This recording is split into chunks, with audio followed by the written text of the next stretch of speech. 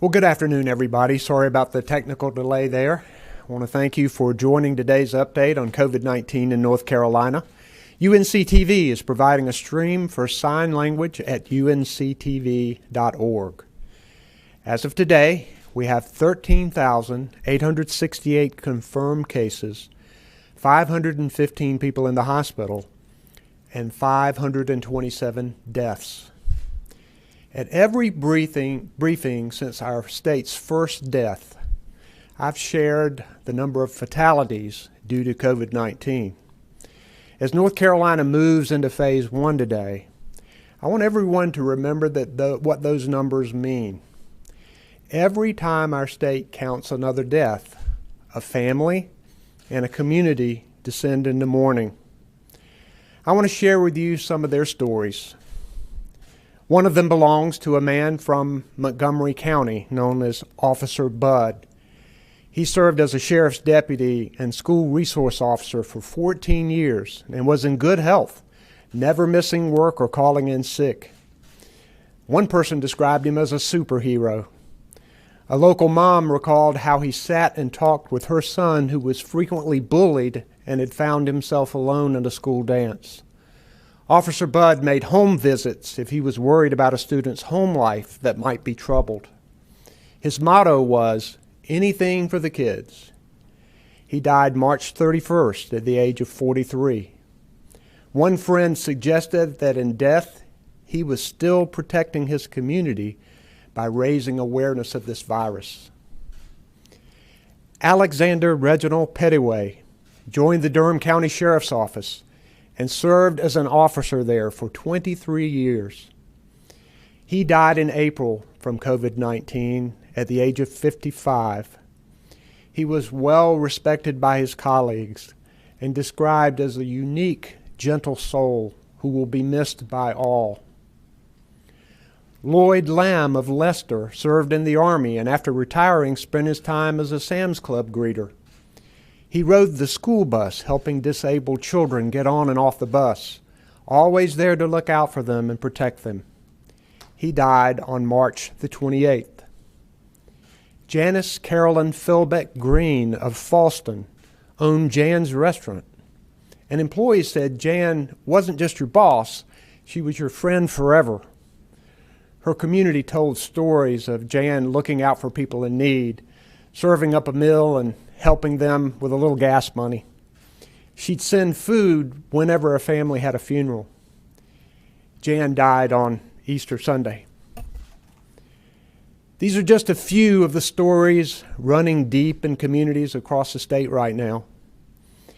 As we make decisions and debate issues surrounding this virus, we must realize that each number represents the death of a real person.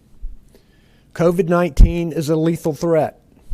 It is a cruel virus, causing grave harm in sometimes otherwise healthy people, separating people from their loved ones at the darkest of hours, and taking our everyday heroes away from us. But what we've learned in their deaths and from research is how to limit the spread of the virus. And I urge everyone to do what we know works and to stay vigilant. And even though today at 5 p.m., North Carolina moves into Phase 1, know that the stay-at-home order is still in effect. It's still better to stay home if you can. However, in Phase 1, there are more allowable reasons to leave home, including to engage in commerce and help give the economy a boost. We can enter Phase 1 because the indicators that we laid out 2 weeks ago, the data and the science, show that we can.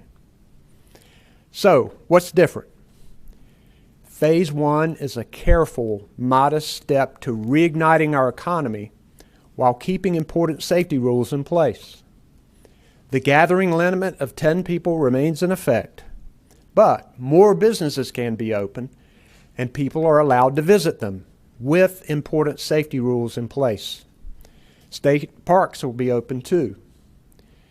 We still need to keep certain businesses closed or limited during this phase. Public health experts have explained that any place where people sit or stand still for more than 10 minutes, especially indoors, greatly increases the risk of spreading this virus. And as we go out more, we must all get used to the 3 W's: wearing a face covering, waiting 6 feet apart from others, and washing our hands frequently. This is the face covering that I wear here at the Emergency Operations Center and that all of us wear. A face covering helps protect other people around you. So wear that face covering, wait 6 feet apart, and wash your hands. I think the weather will be nice this weekend for Mother's Day, and I hope everyone can get out and get some fresh air and sunshine. But be smart. Protect yourself and your loved ones.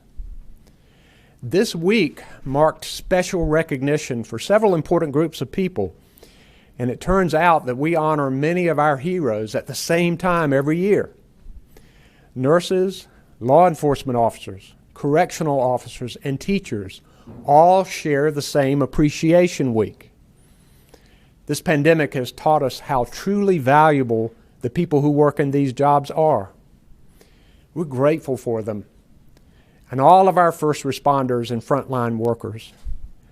They are showing us how teamwork, dedication, and sacrifice will get our state to the other side of this pandemic.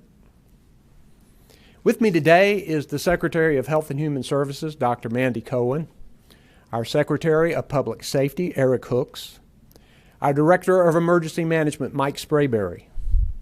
Nicole Fox and Karen Magoon are our sign language interpreters. And behind the scenes, Jackie and Jasmine Mativier are our Spanish language interpreters. Now we'll hear from Dr. Cohen. Thank you, Governor. As we prepare to move into Phase 1, the modified stay-at-home order, we remain laser-focused on our testing, tracing, and trends. Earlier this week, we shared where we were on trends, and today I want to go through where we are on testing.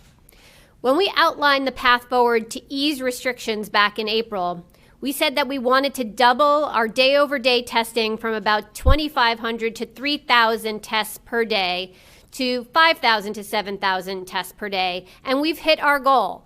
7 of the last 10 days, we're testing close to 6,000 people per day on average. We rank 15th in the nation in total number of tests completed.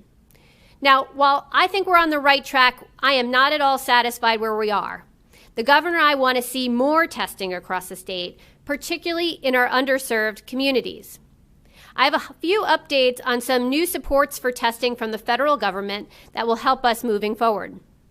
Last week, we were able to secure sample collection supplies from the federal government, including 300,000 swabs and 224,000 viral transport media. Deliveries are expected weekly through June, and we'll begin distributing these to our local partners across the state. Good news. We're also working with the federal government and some corporate partners to bring additional testing sites to North Carolina. Walmart and Walgreens have opened federally supported testing sites in Durham and Pitt counties this week. Later this month, Walmart and Harris Teeter will open additional sites in Bladen, Columbus, Cumberland, Edgecombe, Guilford, Hoke, Jackson, and Wilkes counties. Also good news. The tests at these sites are paid for by the federal government, so there is no cost for the people getting tests. Another great piece of news. You can sign up for testing at these sites by making an appointment on their web portal. I also want to thank our commercial and hospital labs right here in the state of North Carolina who are partnering with us and with one another in unprecedented ways. We have a shared goal of statewide testing in all 100 counties, and leaders from these labs, along with representatives from healthcare organizations and folks from our team, have been meeting regularly to try to achieve this goal. They've already expanded laboratory capacity and are developing recommendations to increase testing, particularly for our vulnerable populations. They've also established a scientific study council evaluating new test methods. As we continue to ramp up testing, the funding provided in the state's COVID-19 relief bill will help. But there's plenty more work to do ahead of us. And I look forward to working with the General Assembly when they return to do all that we can to protect the health and well-being of North Carolinians. As we prepare to move to phase one, I've also received some questions as to why more businesses and more activities aren't included in this first phase.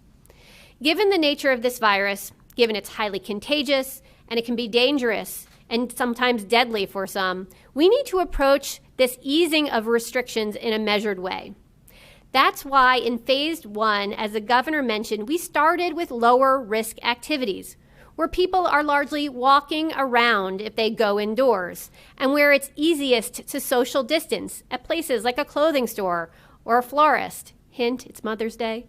In 2 weeks, we will reassess where we are on our trends, and hopefully we'll be able to move to phase two, where we can layer on some of the higher risk activities where you may not be able to social distance or you're sitting for more prolonged periods of time. Sitting, such as, in a restaurant or at a worship services. Those activities still have risks, and we'll need to do all the things we can to keep from spreading the virus as we do those additional activities. So as we move into phase one this evening, you should still stay home if you can. But if you do leave, remember your 3 W's. Wear, wait, wash. Wear a cloth face covering if you will be with other people. Wait 6 feet apart and avoid close contact. Wash your hands often with soap and water for at least 20 seconds or use hand sanitizer. Follow the 3 W's, not just for you, but also as we approach Mother's Day this weekend. Make sure you do the 3 W's for your mom or your grandma. Yeah, okay, I'm throwing in a little mom guilt out there. But I know moms everywhere want to protect their families and loved ones during this difficult time. One of the easiest gifts you can give your mom or your grandmother is one where she can know you're doing your part to protect those around you. I want to wish a very happy Mother's Day to my fellow moms, and in particular to my mom. Love you, Mom. Thanks. And now we'll hear from Mike Sprayberry. Mike. Thank you, Governor, and thank you for your leadership. Good afternoon. Today is day 60 of the State Emergency Operations Center's COVID-19 response. Yesterday, we received the good news that FEMA has approved our extension request for the non-congregate sheltering program until June the 6th. This allows for reimbursement of hotels, motels, and other types of sheltering for people at higher risk for COVID-19. People needing to be isolated, or people needing a place to recover. Currently, 37 counties are using the program to house about 550 people.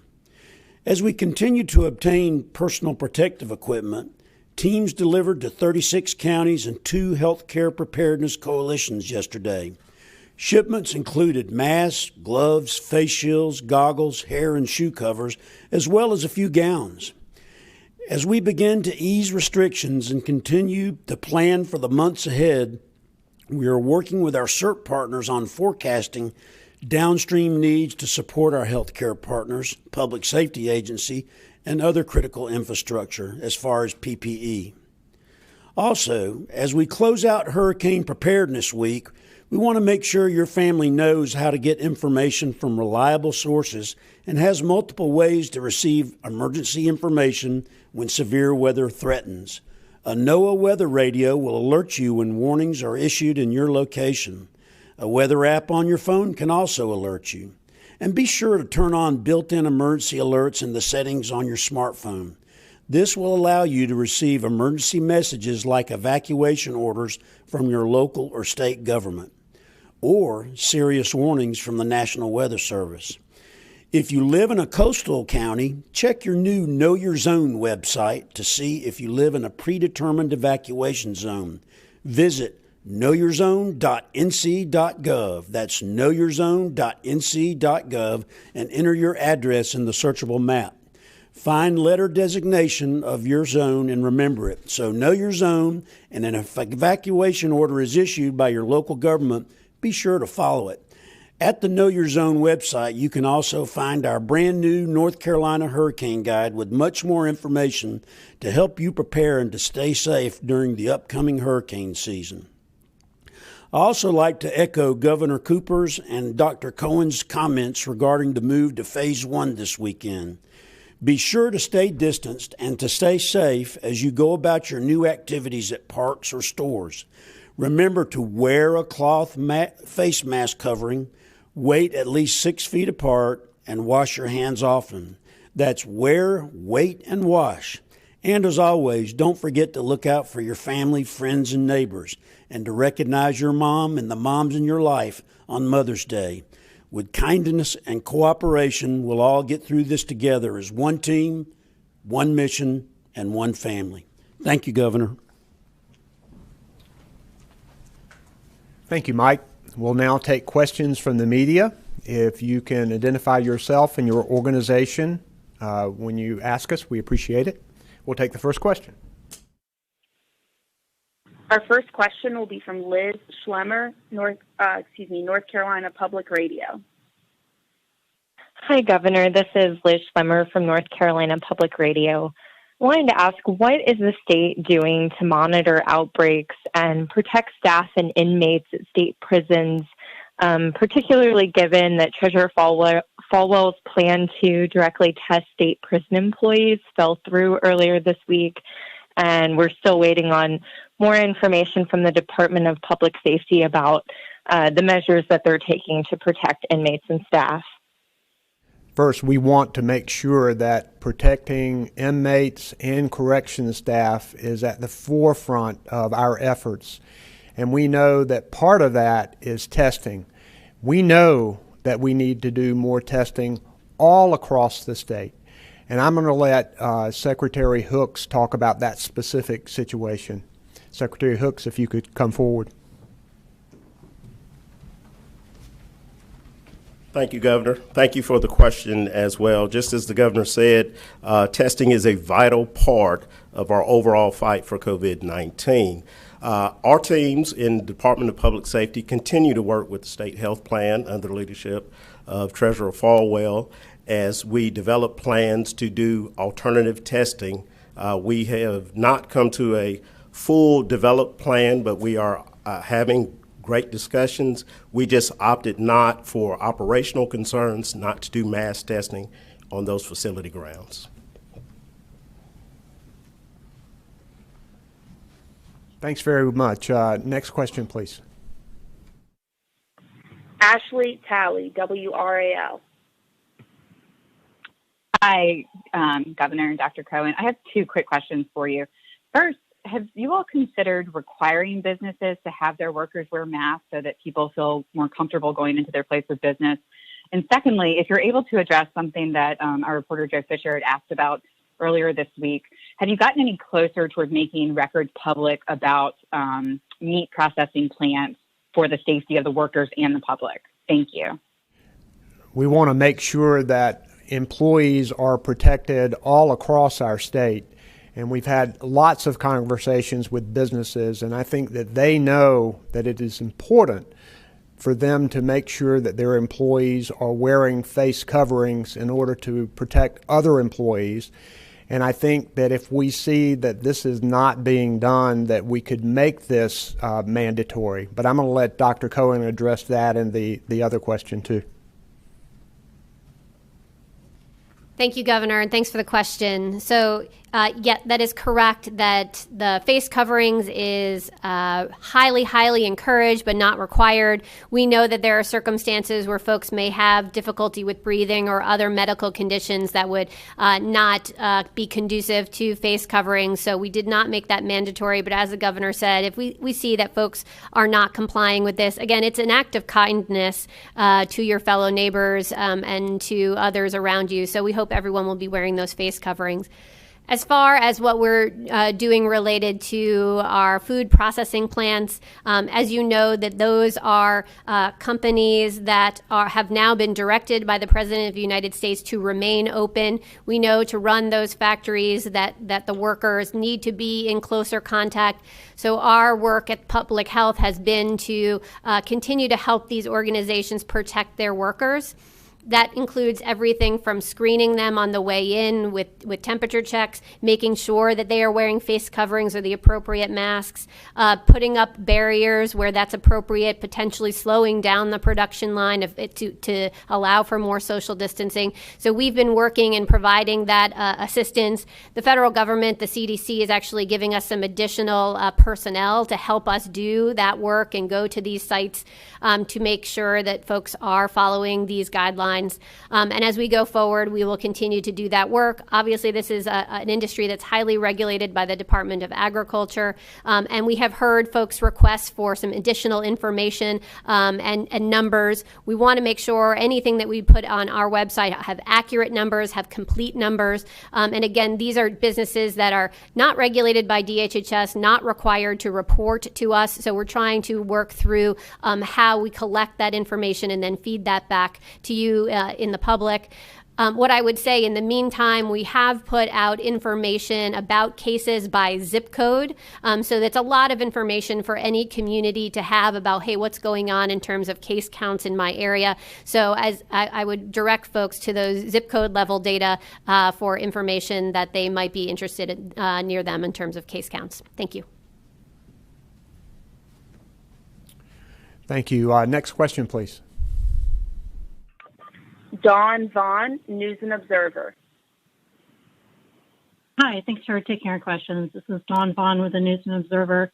So Georgia Public Health announced last night that they're offering testing regardless of symptoms. When can North Carolinians expect to have that, and what exactly needs to happen before we can get to that point? We have put testing and getting more testing is a priority for North Carolina. We know that as we move through these phases that we're going to have more testing and tracing out there. Our testing surge group is doing everything they can to increase the number of tests that are out there. And I want Dr. Cohen to talk specifically about how we've expanded the criteria and how more people are going to have an opportunity to be tested in North Carolina. Thank you, Governor. That's right. Anyone who needs a test in North Carolina should be getting tested right now. As I mentioned earlier, we have a number of new testing sites that are available. So for a period of time, while we were still struggling with supply chains and issues, there were more restrictions. But now anyone who has symptoms of COVID-19, cough, fever, we ask you to call your primary care doctor or other clinician, talk about your symptoms and get referred for a test. We also want anyone who's been exposed to COVID-19 to get a test, whether or not you're having symptoms. So you don't have to have symptoms in order to get a test. If you've been exposed, we want you to get testing. Of course, there are particular circumstances like our healthcare workers, some of our congregate settings, our correctional facilities. That is where we're doing much more extensive testing given the nature of those jobs, the nature of those living situations. So there are some differences in terms of testing for those, but we keep working to increase testing overall. But so anyone who needs a test in North Carolina can get a test right now. Thank you. Thank you. Next question. Derek Dellinger, Fox 46. Yes, Governor and Dr. Cohen. We got a chance to speak to people, and many believe, and in fact, I spoke with one couple specifically that are state employees. They said that they feel that it is too soon to reopen, and some of the polling that we've seen does reflect this. Is there anything you would say to those that are still hesitant or still worried that this is too soon? As we go into phase one, they are worried about seeing these spikes in cases. Do you have anything to say to them? If you look at what we're doing, this is a very cautious move to phase one. It is intended to help to reignite our economy. I would encourage people to realize that the stay-at-home order is still in effect, and that we are basing these decisions on the data and the evidence that we see. We want to make sure that we don't overrun our hospitals. We want to make sure that our numbers of percentage of positive tests are leveling.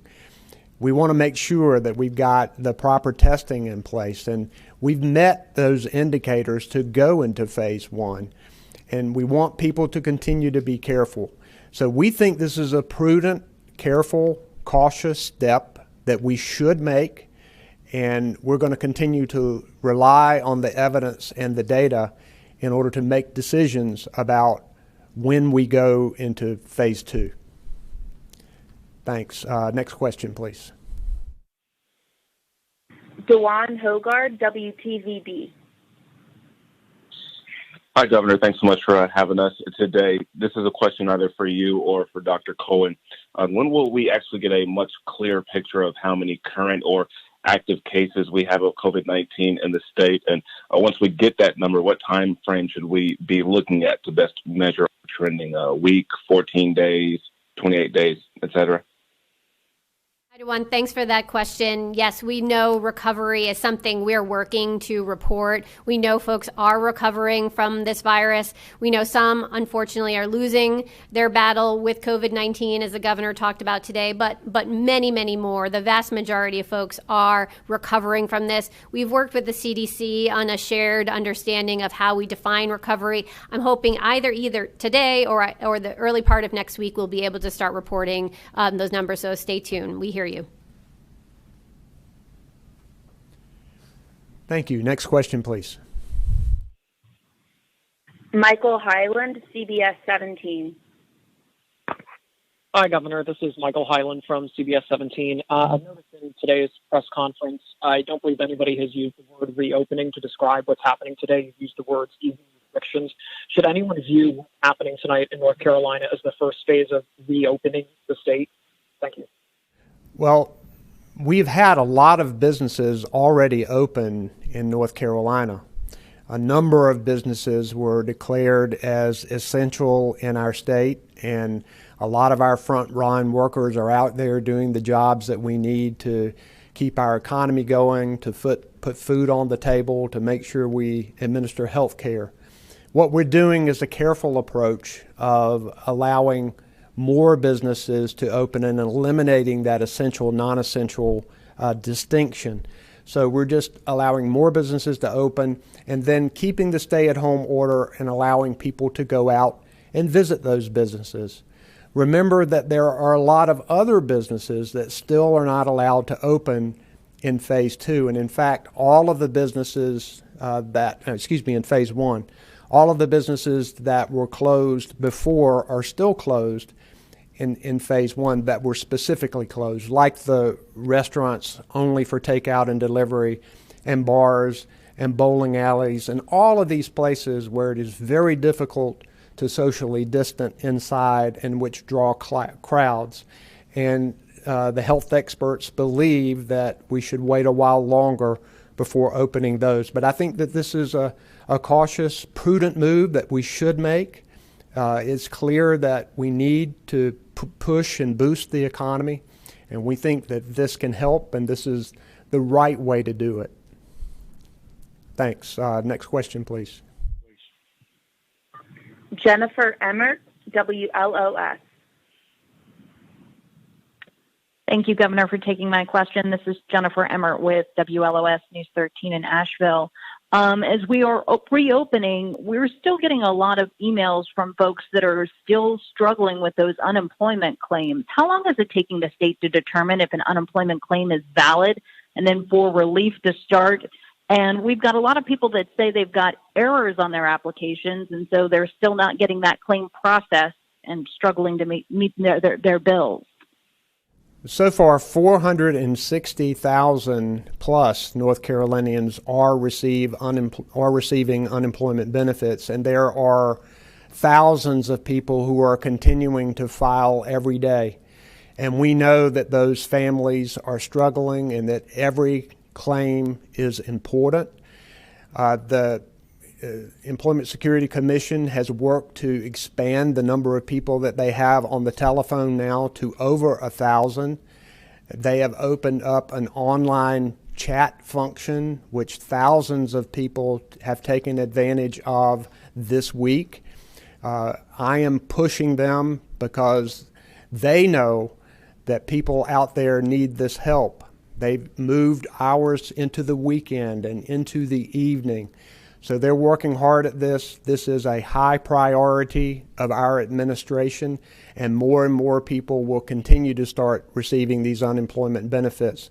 This is important not only to those families, but to the economy. And just one last thing, remember that we were talking about an office that had handled about 12,000 claims a month, and now in a period of 2 months, they have over 1 million claims. They're working hard at it, and I'm going to keep pushing them, and it's important to make sure these families get relief. Thanks for that. Next question, please. Reuben Jones, Spectrum News. Hey, good afternoon. This is Reuben Jones from Spectrum News. I'm curious how worried, though, you are that as we enter phase one, people will go out more than they should be, and that there will be an increase in numbers over the next couple of weeks. And if you do see that, Governor, you mentioned a few weeks ago that you could look at a regional approach for tackling this. Do you see that coming at any point? Well, first, we'll be able to know how people are doing by the number of positive tests we have, by the percentage of positive tests, by the number of people who are in the hospital, by the number of pre-COVID syndromic symptoms that people are exhibiting when they go into the emergency room. So we'll know how we're doing. And if the people of North Carolina do things to spread more virus and more people get sick, then we'll know that we don't yet need to go into phase two because our evidence will show us otherwise. I think this is the right move at the right time. We're encouraging people to be careful, and I think people have learned a lot. Yes, people are going to go out more because it's warmer and it's going to be Mother's Day weekend.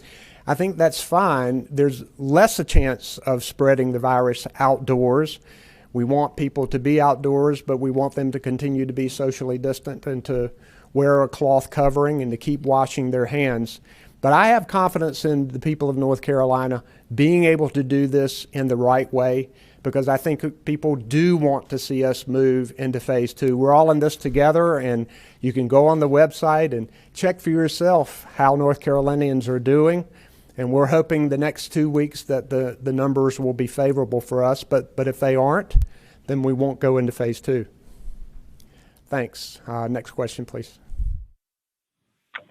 Our final question today will be from Erica Bryant from WSOC. Thank you, Governor. First, a follow-up question to Mr. Hooks. You stated that you had decided to pause the movement on work at the prisons on this issue. What can you say about when you plan to begin again to make sure that testing and tracing and treatment is being provided in the prisons along with masks and 6 feet distancing? And follow-up question, mental health is very important for many in the community. I know gyms remain closed, but what about people who are personal trainers or who have private studios?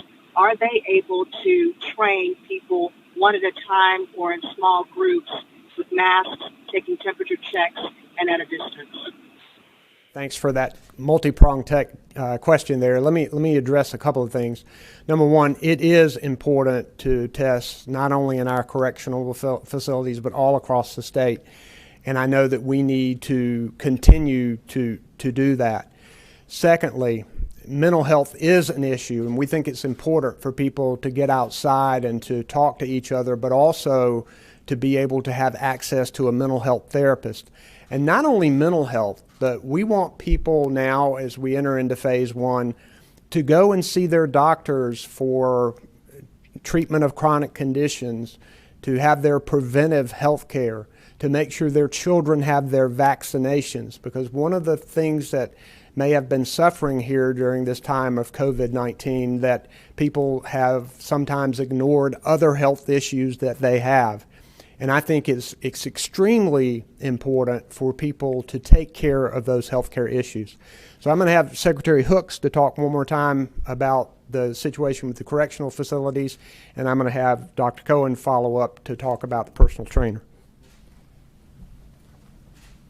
Thank you, Governor. Again, thank you for the question. I just want to make it abundantly clear in the clarification. We have not paused testing in that regard.